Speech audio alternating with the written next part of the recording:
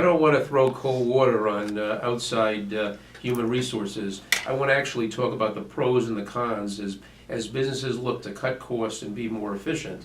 And I feel like in my business, because I work it every day in the staffing and HR field, that I can be like the test kitchen. Like one of my favorite restaurants, Legal Seafoods, explores new concoctions of cuisine for their patrons.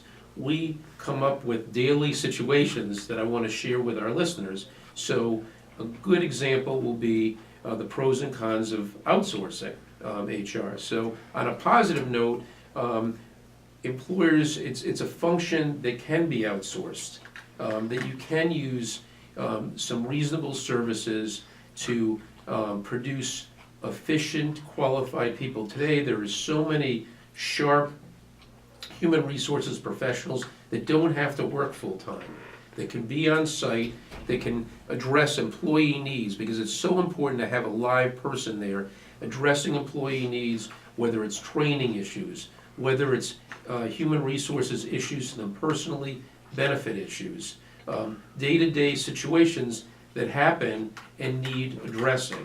Well, I mean, I certainly agree with all that. I mean, you know, in my clients, which is sort of mid-size corporate accounts, you know, the weak spot, frankly, is the HR side. Right. And maybe this addresses some of that. Right, and as you say, mid-size, what is mid-size? Because the large firms and companies obviously have huge human resources departments. The smaller companies, and even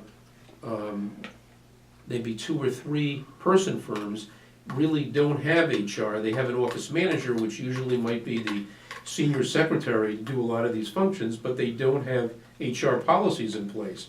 So you really need somebody to assist them and be efficient with complying with state and federal guidelines, to deal with benefits, to deal with the outside vendors, to deal with day-to-day issues on employees that happen, and they're not qualified to do so.